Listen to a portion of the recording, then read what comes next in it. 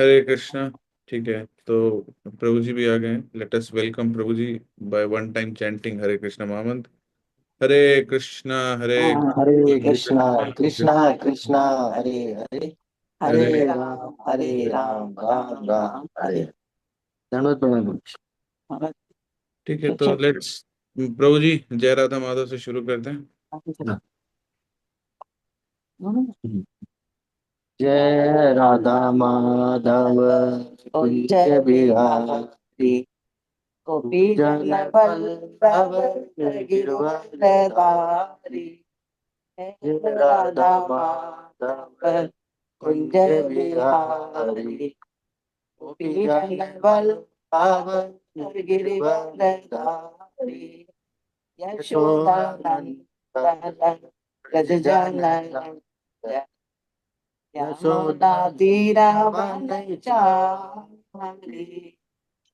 यशोदानंदन व्रज जनन, यमुना तीरा चारी। जय राधा माधव कुंज बिहारी, गोपी जन वल्लभ गिरवरधारी। हरे कृष्णा कृष्णा कृष्णा हरे हरे, हरे राम राम राम हरे हरे। हरे कृष्णा कृष्णा कृष्णा हरे हरे, हरे राम राम राम हरे हरे। धन्यवाद। हरे कृष्णा कृष्णा कृष्णा कृष्णा हरे हरे, हरे राम राम राम राम हरे हरे। हरे हरे कृष्ण। कृष्ण। धन्यवाद। साथ में आप लोग की जुगलबंदी बड़ी अच्छी थी। गुड टू सी कि परिवार सब साथ में कर रहे हैं। यस, मंगलाचरण अविनाशी में प्रभु। ओम अज्ञानतिमिरान्धस्य ज्ञानाञ्जनशलाकया चक्षुरुन्मिलितं येन तस्मै श्रीगुरवे नमः। श्रीचैतन्यमनोभीष्टं स्थापितं येन भूतले स्वयं रूपा कदा मह्यं ददाति स पदान्तिकं।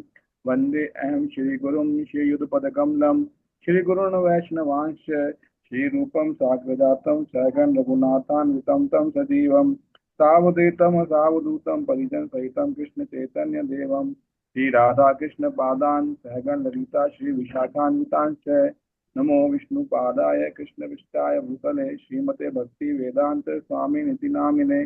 नमस्ते सारस्वते देवी गौरवाणी प्रचारिणे निर्विशेष शून्यवादी पाश्चात्य देशतारिणे। श्री कृष्ण करुणा सिंधु दीन बंधु जगतपते गोपेश गोपिका कांत राधा कांत नमस्ते। तप्त कांचन गौरांगी राधे वृंदावनेश्वरी वृषभानुसुते देवी प्रणमामि हरिप्रिये। वाञ्छाकल्पतरूपस्य कृपा सिन्धुभैव च पतितानां पावनेभ्यो वैष्णवेभ्यो नमो नमः। जय श्री कृष्ण चैतन्य प्रभु नित्यानंद श्री अद्वैत गदाधर श्रीवासादि गौर भक्तवृंद। हरे कृष्णा कृष्णा कृष्णा हरे हरे, हरे राम राम राम हरे हरे। प्रभुपाद की। हरे कृष्णा। पुनः हम सभी का स्वागत करते हैं। आज हम की चर्चा हमारी भगवत गीता अध्याय 14 श्लोक संख्या 16 से हम प्रारंभ करेंगे। श्लोक। कर्मणा सुकृत स्याहु सात्विकम निर्मलम फलम रजस्तु फलम दुःखम अज्ञानम तमस फलम। अनुवाद एवं तात्पर्य कोई जना पढ़े? यस स्वीटी माता जी आप पढ़े। जी प्रभु। पुण्य कर्म का फल शुद्ध होता है और सात्विक कहलाता है, लेकिन रजोगुण में संपन्न कर्म का फल दुख होता है और तमोगुण में किए गए कर्म मूर्खता में प्रतिफलित होते हैं। तात्पर्य। सतोगुण में किए गए पुण्य कर्मों का फल शुद्ध होता है, अतः वे मुनिगण जो समस्त मोह से मुक्त हैं सुखी रहते हैं, लेकिन रजोगुण में किए गए कर्म दुख के कारण बनते हैं भौतिक सुख के लिए जो भी कार्य किया जाता है उसका विफल होना निश्चित है। उदाहरणार्थ, यदि कोई गगनचुंबी प्रासाद बनवाना चाहता है तो उसके बनने के पूर्व अत्यधिक कष्ट उठाना पड़ता है। मालिक को धन संग्रह के लिए कष्ट उठाना पड़ता है और प्रसाद बनाने वाले श्रमियों को शारीरिक श्रम करना होता है। इस प्रकार कष्ट तो होते ही हैं। अतः भगवत गीता का कथन है कि रजोगुण के अधीन होकर जो भी कर्म किया जाता है उसमें निश्चित रूप से महान कष्ट भोगने होते हैं। इससे यह मानसिक तुष्टि हो सकती है कि मैंने ये मकान बनवाया या इतना धन कमाया, लेकिन यह कोई वास्तविक सुख नहीं है। जहां तक तमोगुण का संबंध है, कर्ता को कुछ ज्ञान नहीं रहता, अतः उसके समस्त कार्य उस समय दुखदायक होते हैं और बाद में उसे पशु जीवन में जाना पड़ता है। पशु जीवन सदैव दुखमय है। यद्यपि माया के वशीभूत होकर वे इसे समझ नहीं पाते। पशुओं का वध भी तमोगुण के कारण है। पशु वधिक यह नहीं जानते कि भविष्य में इस पशु को ऐसा शरीर प्राप्त होगा जिससे वह उसका वध करेगा। यही प्रकृति का नियम है। मानव समाज में यदि कोई किसी मनुष्य का वध कर दे तो उसे प्राण दंड मिलता है। यह राज्य का नियम है। अज्ञानवश लोग यह अनुभव नहीं करते कि परमेश्वर द्वारा नियंत्रित एक पूरा राज्य है। प्रत्येक जीवित प्राणी परमेश्वर की संतान है और उन्हें एक चींटी तक का मारा जाना सह नहीं है। इसके लिए मनुष्य को दंड भोगना पड़ता है। अतः स्वाद के लिए पशु वध में रत रहना घोर अज्ञान है। मनुष्य को पशुओं के वध की आवश्यकता नहीं है, क्योंकि ईश्वर ने अनेक अच्छी वस्तुएं प्रदान कर रखी हैं। यदि कोई किसी कारण से मांसाहार करता है तो यह समझना चाहिए कि वह अज्ञानवश ऐसा कर रहा है और अपने भविष्य को अंधकारमय बना रहा है। समस्त प्रकार के पशुओं में से गौवध सर्वाधिक अधम है, क्योंकि गाय हमें दूध देकर सभी प्रकार का सुख प्रदान करने वाली है। गौवध एक प्रकार से सबसे अधम कर्म है। वैदिक साहित्य में गोभी प्रणीत मत्सरम सूचित करता है कि जो व्यक्ति दूध पीकर गाय को मारना चाहता है वह सबसे बड़े अज्ञान में रहता है। वैदिक ग्रंथों में विष्णु पुराण में एक प्रार्थना भी है जो इस प्रकार है: नमो ब्रह्मण देवाय गो ब्राह्मण हिताय च जगद्विधाताय कृष्णाय गोविंदाय नमो नमः। हे प्रभु, आप गायों तथा ब्राह्मणों के हितैषी हैं और आप समस्त मानव समाज तथा विश्व के हितैषी हैं। तात्पर्य यह है कि इस प्रार्थना में गायों तथा ब्राह्मणों की रक्षा का विशेष उल्लेख है। ब्राह्मण आध्यात्मिक शिक्षा के प्रतीक हैं और गाय महत्वपूर्ण भोजन की। अतएव इन दोनों जीवों, ब्राह्मणों तथा गायों को पूरी सुरक्षा प्रदान की जानी चाहिए। यही सभ्यता की वास्तविक प्रगति है। आधुनिक समाज मानव में आध्यात्मिक ज्ञान की उपेक्षा की जाती है और गौवध को प्रोत्साहित किया जाता है। इससे यही ज्ञात होता है कि मानव समाज विपरीत दिशा में जा रहा है और अपनी भर्त्सना का पथ प्रदर्श कर रहा है। जो सभ्यता अपने नागरिकों को अगले जन्मों में पशु बनने के लिए मार्गदर्शन करती हो वह निश्चित रूप से मानव सभ्यता नहीं है। निसंदेह है आधुनिक मानव सभ्यता रजोगुण तथा तमोगुण के कारण कुमार्ग पर जा रही है। यह अत्यंत घातक युग है और समस्त राष्ट्रों को चाहिए कि मानवता को महानतम संकट से बचाने के लिए कृष्ण भावनामृत की सरलतम विधि प्रदान करें। हरे कृष्ण। जय श्रील प्रभुपाद की जय। क्या सुंदर तात्पर्य लिखा है। ठीक है, क्या समझ में आया?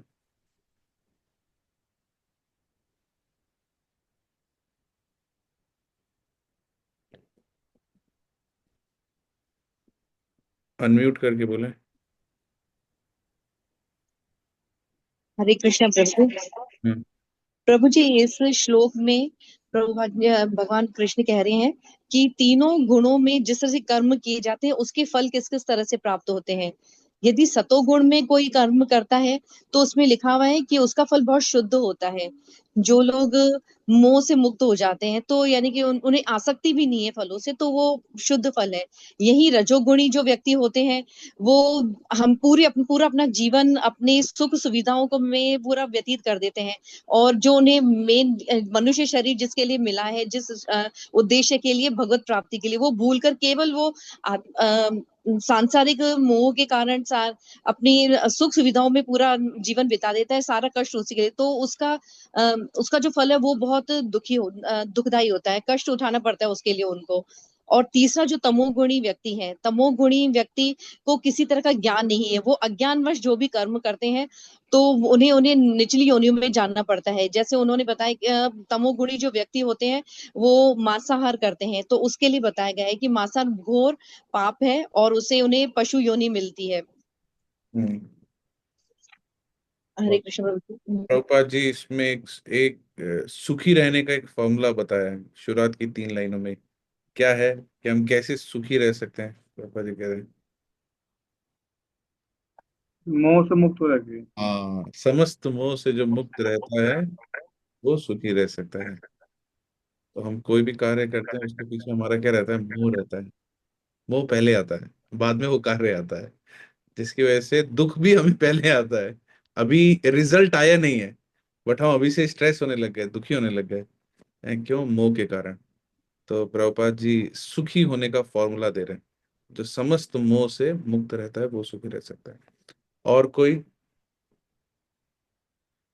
और कोई बताएगा? तो इसमें स्पेशली तमोगुण भी ज्यादा मतलब वर्णन किया गया है कि तमोगुण में हम जीव हत्या करते हैं तो अल्टीमेटली, जैसे हम यहाँ पे अगर कोई जीव हत्या, अगर हम किसी मनुष्य की हत्या कर देते हैं तो हमें यहाँ पे सजा मौत मिलती है। तो वैसे हमें समझना चाहिए कि ये पूरी प्रकृति भगवान चला रहे हैं, तो अगर हम उनके लिए सभी बराबर है, मतलब चाहे वो चींटी हो चाहे मनुष्य जीवन हो, अगर हम किसी की भी हम हत्या कर रहे हैं तो हमारी भी अगले जीवन में वो जीव हमारी हत्या करेगा मतलब।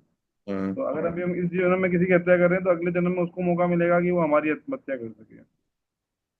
बहुत सुंदर। प्रभुपाद के तात्पर्य जो है वो हमें समस्त प्रकार की शिक्षा देते हैं।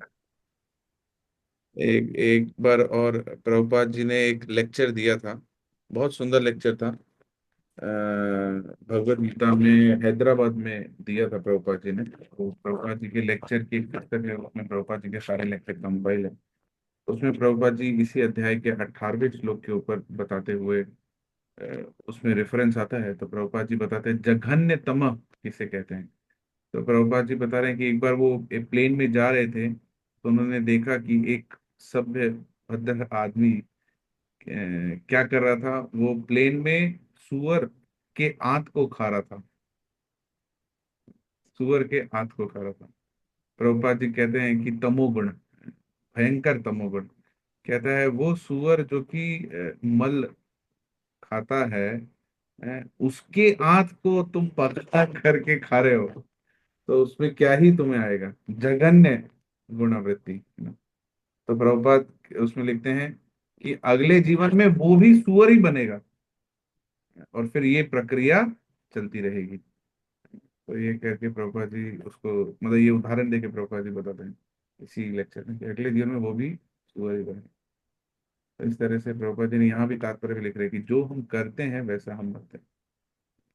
मगर प्रभुपाद जी ने एक सॉल्यूशन भी दिया है। सॉल्यूशन क्या दिया है इस श्लोक में?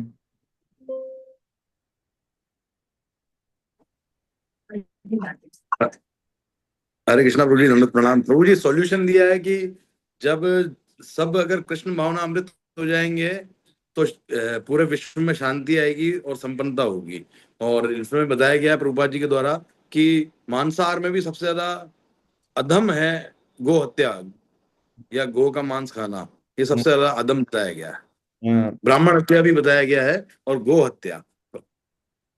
ब्राह्मण की हत्या से हम दो चीज समझ सकते हैं। अगर ब्राह्मण का कार्य है स्पिरिचुअल एजुकेशन देना, वास्तविक ज्ञान देना, अगर वो ज्ञान भी नहीं, वो ज्ञान भी लुप्त हो गया है, तो भी वो एक तरह से उसकी हत्या के समान ही है। अगर ब्राह्मण अपना कार्य नहीं कर रहे तो काम नहीं होगा। तो प्रभुपाद जी ये विष्णु पुराण से कोट करते हैं, नमो ब्राह्मण्य देवाय गौ ब्राह्मण्य हिताय च जगत हिताय कृष्णाय गोविंदाय नमो नमः। दो चीज की हमें रक्षा करनी है, ब्राह्मणों की और गायों की, और ये भगवान कृष्ण को अत्यंत प्रिय है। हरे कृष्णा। जो कि कई लोग कर रहे हैं अपने अपने स्तर पे। यस प्रभु जी, आप कुछ कहना चाहेंगे? कैसे कर रहे हैं गो ब्राह्मणों की रक्षा? कोई भक्त यहाँ है, कैसे कर रहे हैं आप, क्या बताइए प्रैक्टिकली। कोई जना है गो ब्राह्मण की रक्षा कर, गायें पाली हुई हैं प्रभु जी कुछ लोगों ने। कौन है? हीरा हरे प्रभु। कृष्ण, हरे कृष्णा प्रभु जी। हमने 5-6 गाय पाली हुई है और मेरे अंकल ने 20-22 गायें पाली हुई है। और कुछ गौशालाओं में हम लोग सपोर्ट करते हैं। ठीक है। ये तो राज अच्छी। राजस्थान में प्रभु जी गौ रक्षा बहुत महत्व दिया जाता है। हमारे यहाँ पर बहुत ज्यादा गो रक्षा का कार्य किया जाता है राजस्थान तो में। यहाँ कोई बिल्डिंग में रहते हैं? ये जो जो भक्त यहाँ आए हैं क्लास में, बिल्डिंग में कितना लोग रहते हैं?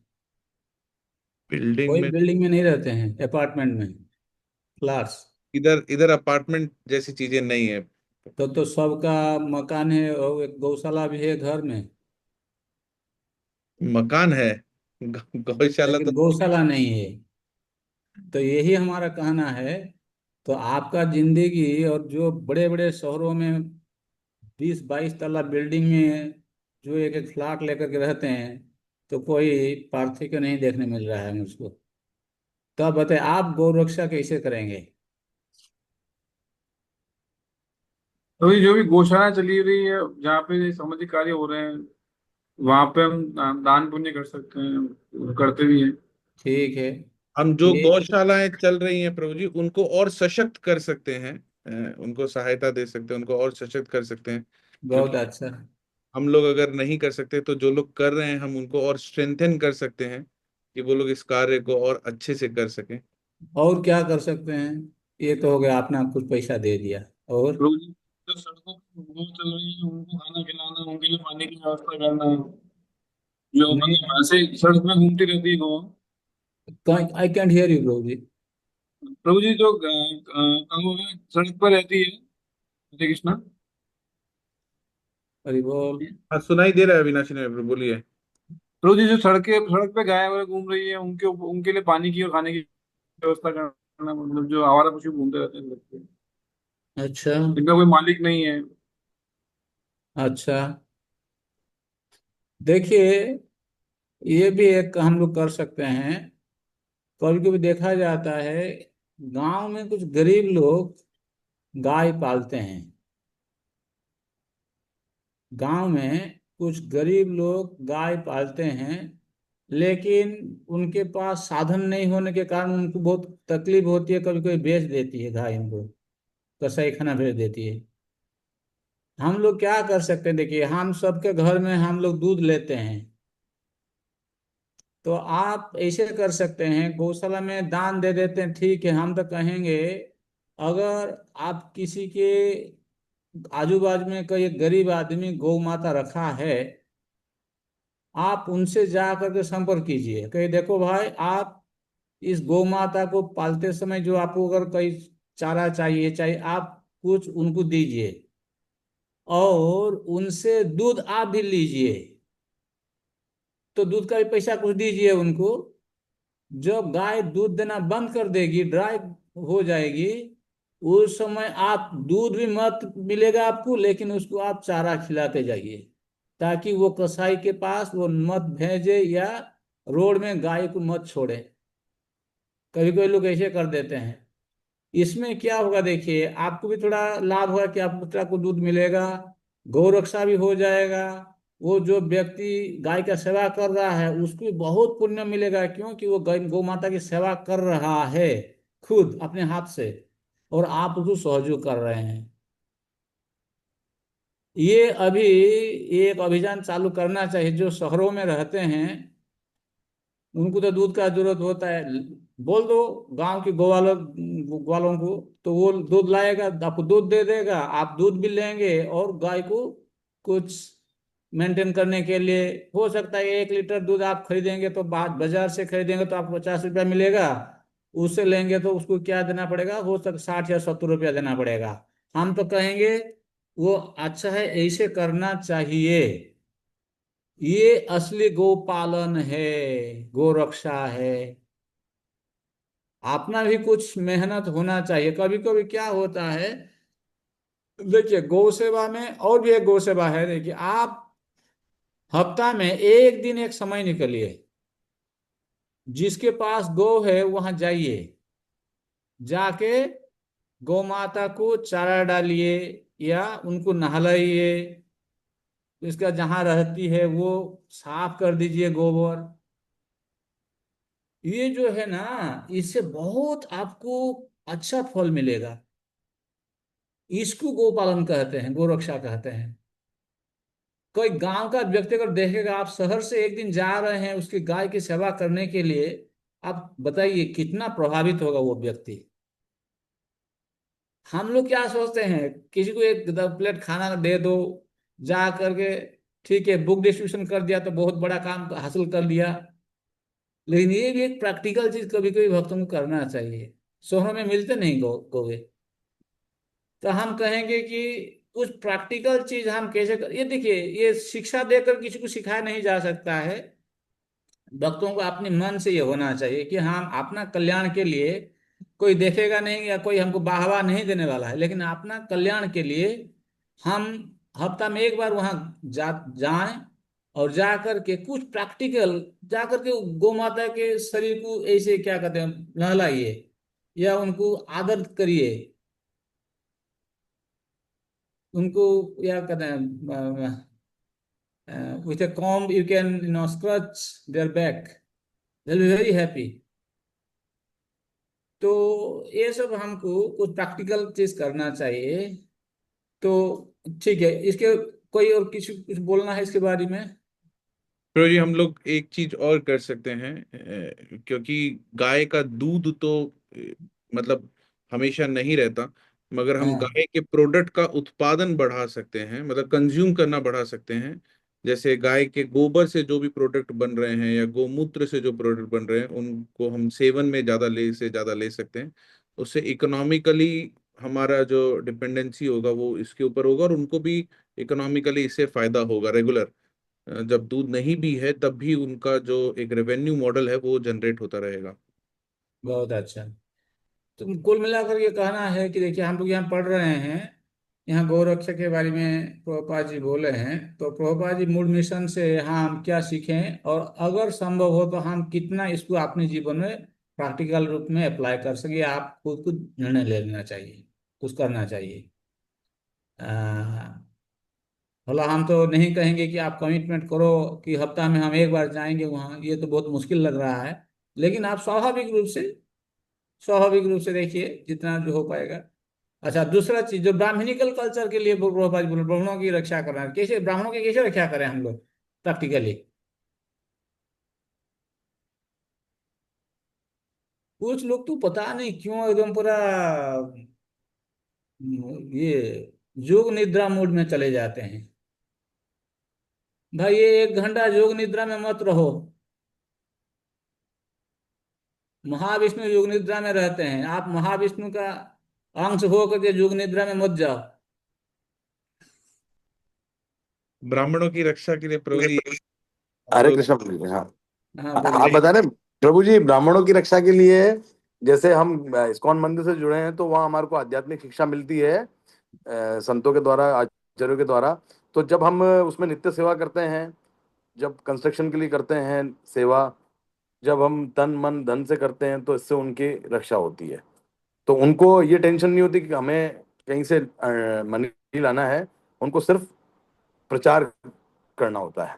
इस तरह से ठीक हम है। उनकी रक्षा कर सकते हैं। ठीक है।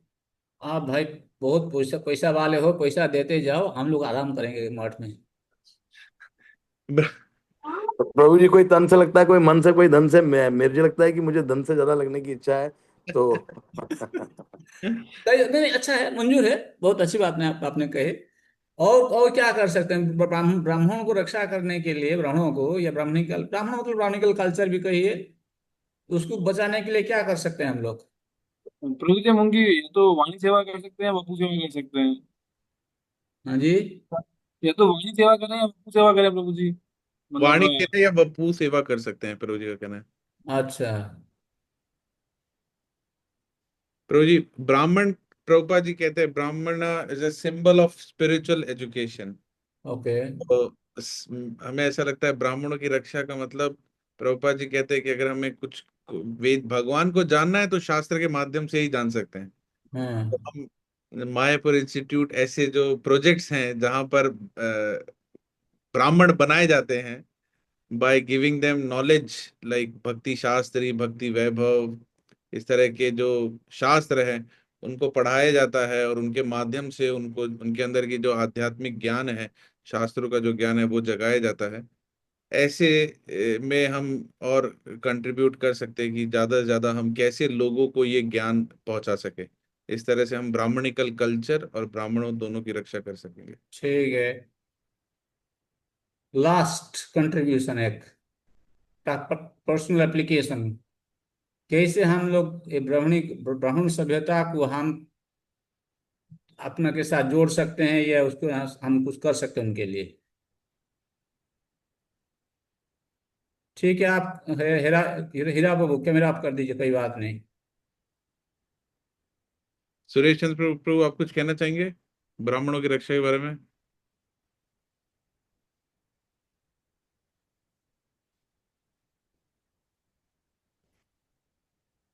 अच्छा सुनिए, अच्छा बोल रहे हैं कुछ नहीं? ठीक है, देखिए एक एक प्रैक्टिकल चीज मैं बोल रहा हूँ। हमारे गीता में हम लोग ब्राह्मण किसको कहेंगे? गीता से क्या सीखे हैं आप?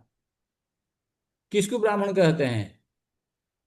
जो ब्राह्मण घर में जन्म लिया वो ब्राह्मण है? वो ब्राह्मण नहीं है। जो कर्मों से ब्राह्मण है, हाँ, जो कर्म से ब्राह्मण है, जो कर्म और गुणों से ब्राह्मण है। गुण, ठीक है, गुणों से। गुणों से। तो अभी देखिए, बोल रहे हैं भागवत में एक श्लोक है, जस्य जल लक्षणम प्रोक्तो पुंसा वर्ण विव्यंजकम। वर्ण या अभिव्यंजक जो गुण जिसमें दिखता है, तेने सो उसी गुण के रूप से उसको वो ब्राह्मण क्षत्रिय वैश्य शूद्र ये समझना चाहिए।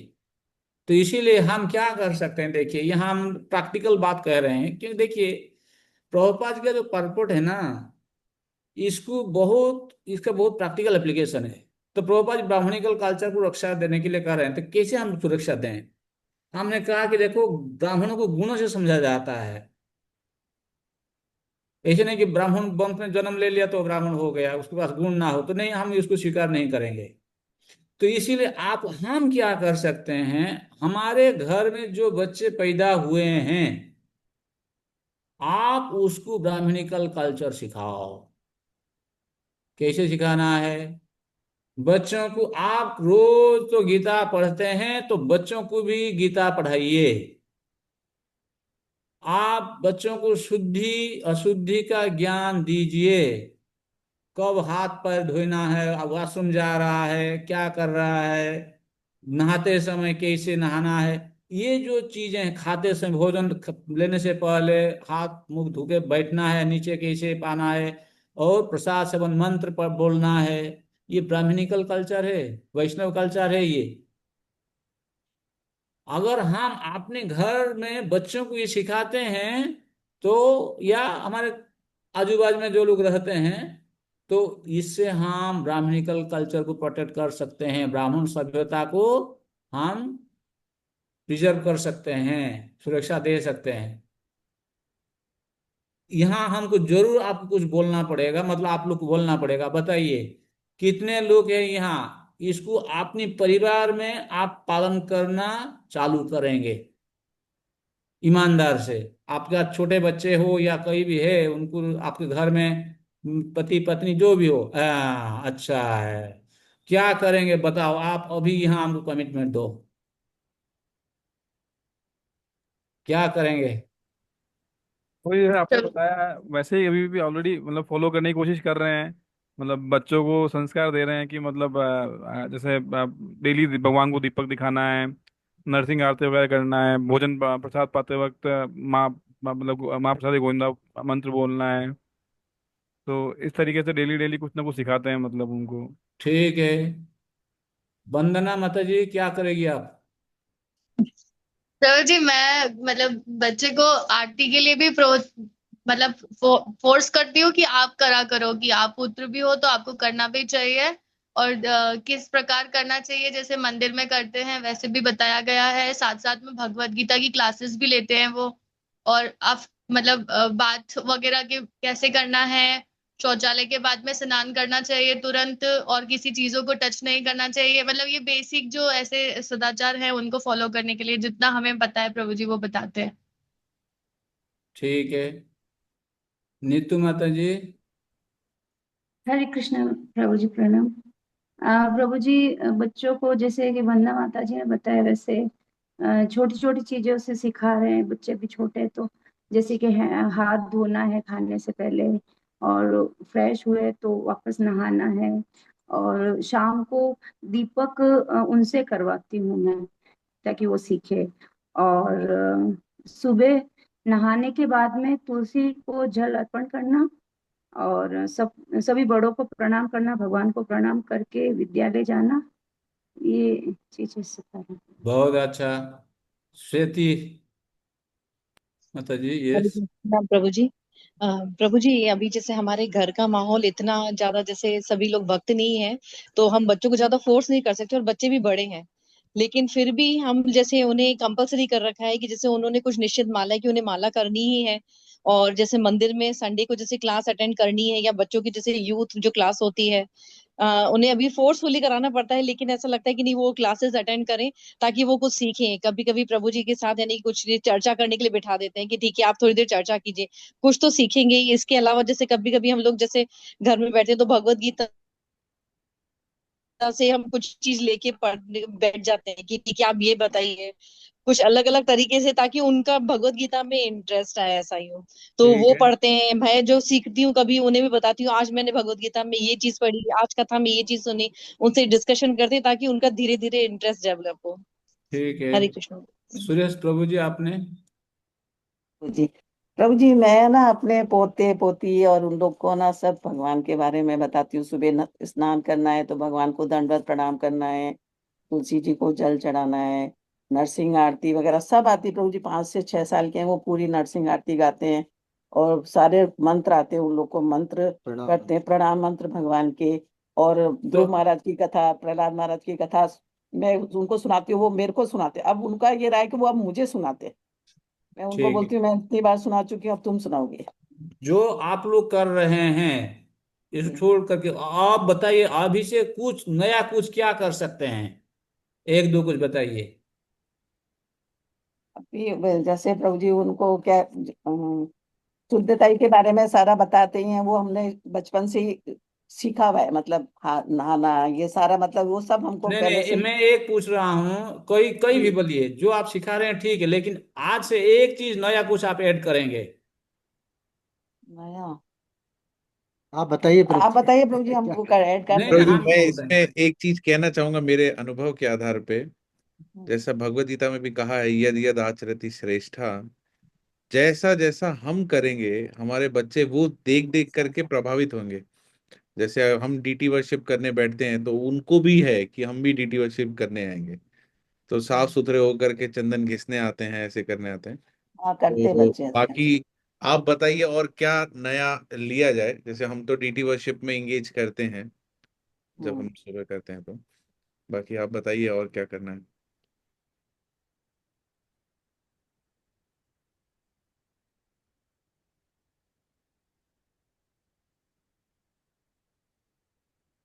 हरे कृष्णा।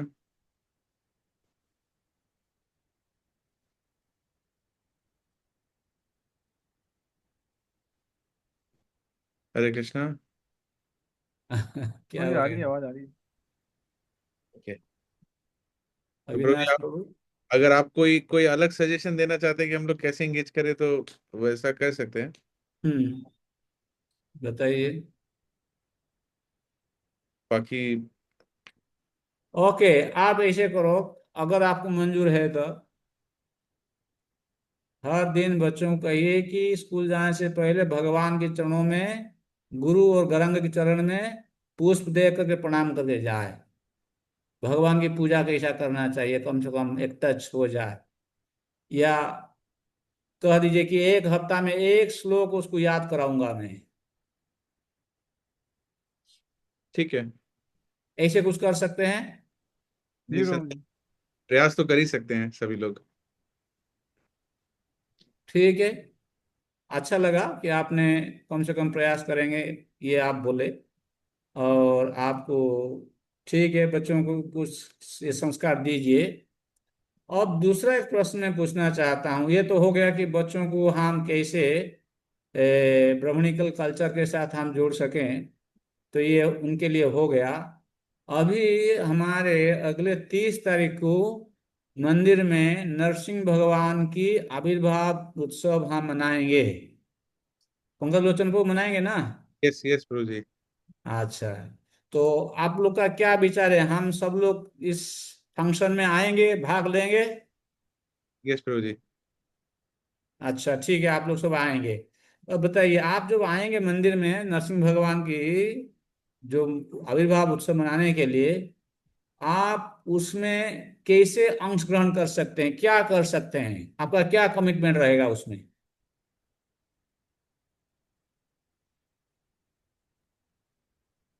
प्रभु जी, भगवान के लिए 56 भोग लगेगा, 56 भोग बना के आएंगे, क्योंकि हम लोग बहुत जल्दी ठीक नहीं है, जा एक सकते भोग। टेम्पल में। आप 56 तो भोग बनाने के लिए आएगी, बहुत अच्छा है ये।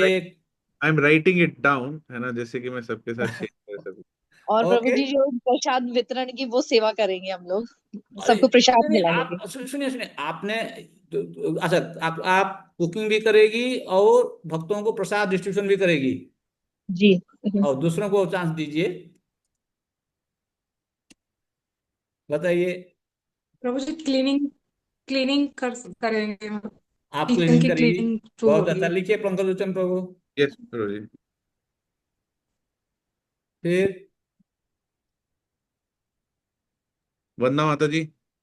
प्रभु जी, हम कृष्णा अभिषेक प्रभु। में भी कर सकते हैं, जैसे पुष्पाभिषेक हो गया तो पुष्प के लिए भी कर सकते हैं, और कुकिंग में भी हेल्प करा सकते हैं जहाँ पे प्रसादम बनता है। बहुत अच्छा है। ग्रंथ ग्रंथ वितरण कौन से हेल्प करेंगे? उस दिन कुछ बाहर के भी लोग आएंगे, कुछ हम ग्रंथ दे सकते हैं। जीवन गौर प्रभु, आप और मुक्त पुरुष प्रभु साथ में ही ट्रेवल कर रहे हैं अभी, क्या कहना है आपका? नरसिंह चतुर्दशी के दिन पुस्तक वितरण। जनरली कुकिंग का सेवा रहता है, अगर कुकिंग की सेवा हो जाती तो बुक डिस्ट्रीब्यूशन करेंगे। ठीक है। अगर सेवा टाइमली समाप्त हो जाता है तो फिर करेंगे, क्योंकि बहुत कुकिंग अच्छा, में सेवा रहता है हम दोनों का। हाँ। बहुत अच्छा है। और बताइए, नरसिंह भगवान के लिए क्या करेंगे? हरे कृष्ण प्रभु जी। प्रभु जी, मैं नरसिंह चतुर्दशी को जयपुर में रहूंगी, तो इस्कॉन मंदिर में ही रहेंगे। वहाँ वहाँ जो सेवा, मतलब जहाँ पे भी होगी मैं कर लूंगी, मतलब। अच्छा, आप जयपुर मंदिर में जाकर के कुछ सेवा करेगी उस दिन, यही बोल रही है ना? जी जी प्रभु जी, मैं वहीं रहूंगी, तो वहाँ जो सेवा होगी वो वहाँ कर लूंगी। बहुत अच्छा, ये बहुत अच्छा है। हरे कृष्णा। हरे कृष्णा यस। प्रभु जी, दंडवत प्रणाम। प्रभु हाँ। जी, मैं तो एक तो टेम्पू भर के भक्तों को लेकर आऊंगी मंदिर में, और सेवा भी करवाऊंगी उनसे भी, मैं भी करूंगी, और शुद्ध शहद का इंतजाम करूंगी अभिषेक के लिए। हरे कृष्णा। मंगल चंद्र को क्या बोले, हम समझे नहीं। यार ये टेम्पू में माता जी अपने मोहल्ले के टेम्पू में भर करके सभी लोगों को लेकर के आती हैं, जिससे कि वो लोग कार्यक्रम अटेंड कर सकें, क्योंकि लोग मंदिर थोड़ा दूर है तो थोड़ा तकलीफ होता है। तो वही वो कह रही हैं कि हम टेम्पू में भर के सबको लेकर के आएंगे, अलग अलग व्यवस्था करेंगे जिससे कि लोग बाग आ सके। वाह। फिर will arrange for Abhishek, she will arrange honey, and she will do some service on that day. Very good, very good. देखिए, प्रियंका माता जी बोल दी, नीतू गोयल बोल दी, सावित्री माता जी बोल दी, श्वेती माता जी बोल दी, जीवन गौर प्रभु बोल दिए, अविनाश प्रभु बोले हैं कुछ? Prabhu ji, I am living in Faridabad, तो मैं यहाँ के टेम्पल में जो भी सेवा मिलेगी वो दूंगा प्रभु जी। करना है ऐसे नहीं? ठीक है। जी प्रभु, बिल्कुल प्रभु। ठीक है, वंदना माता जी भी कुछ सेवा करेगी। और कौन रह गए? हरे कृष्णा प्रभु जी। यस। ग्रंथ वितरण में मैं हेल्प करूंगा। किससे?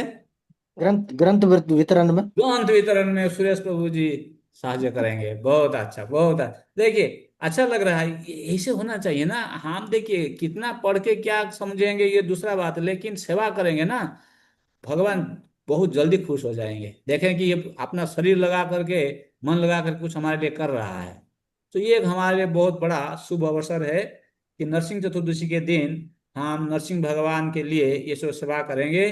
संपूर्ण रूप से अपना मन और बुद्धि विवेक सब लगा करके और श्रम दे करके इसे करेंगे।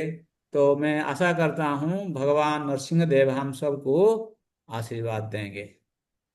जय श्री श्री नरसिंह देव भगवान की। पंकज लोचन को आपका ये अंत में थोड़ा समय है आपकी तरफ से, क्योंकि आप कैसे उनको एंगेज क्या करेंगे, या आपकी तरफ से कुछ संदेश दे दीजिए हम लोगों को। Yeah, Prabhuji, we will be doing nursing yagya and abhishek. Both two things we are doing on that day. So it is one of the very mega event we'll be celebrating. और हम सभी लोग किसी न किसी प्रकार से सेवा करेंगे and will try to record कि हम क्या सेवा कर रहे हैं, और वो आपको भेजने का प्रयास करेंगे। कि ये अच्छा है कि हम लोग अभी तक तो जो मन में आ रहा था वो कर रहे थे, बट अभी हम एक कमिटमेंट लेकर के सेवा कर रहे हैं। तो हमें पता है कि कोई है जो हमें देख रहा है, या कोई है जिसको हमने कुछ बोला है, तो हम उस हिसाब से फिर उस सेवा को और दृढ़ता से कर पाएंगे। तो this is a very good approach कि हम एक कमिटमेंट ले, मतलब कोई है जिसको हम बता रहे हैं कि हम इस तरह से इस चीज को करना चाह रहे हैं। तो प्रभुपाद कहते थे कि जब भी इंस्ट्रक्शन आते हैं तो इंस्ट्रक्शन के साथ साथ एम्पावरमेंट भी आता है to execute those instructions. Very nice. आप ब्लेस करिए कि हम लोग जो भी सेवा के लिए कह रहे हैं, हम कमिटमेंट दे रहे हैं, हम उस चीज को कर अच्छे से कर भी सकें, और हम लोग इस नरसिंह चतुर्दशी के महोत्सव को अच्छे से मना सकें। ठीक है। तो अब तो आज के बाद नरसिंह चतुर्दशी होगा। नरसिंह चतुर्दशी के बाद हमारा नेक्स्ट क्लास 3 तारीख को होगा ना। यस प्रभु जी। तो और 3 तारीख को आपको अपना अनुभूति व्यक्त करना है कि नरसिंह भगवान के उत्सव में जा करके सेवा करके आपकी क्या अनुभूति हुई, ये थोड़ा याद रखना। नेक्स्ट क्लास में इसको हम पहले सुनेंगे आपसे, ताकि नेक्स्ट जो हमारे उत्सव होगा उसमें भी हम कैसे भाग ले सकते हैं, तो फिर हम उससे प्रेरणा लेंगे। Hare Krishna Krishna Krishna Hare Hare, Hare Ram Ram Ram Hare. Thank you very much Prabhu ji. His Grace Padmanarayan Prabhu की जय। श्रील प्रभुपाद की जय। निताई गौर प्रेमानंदी। हरे।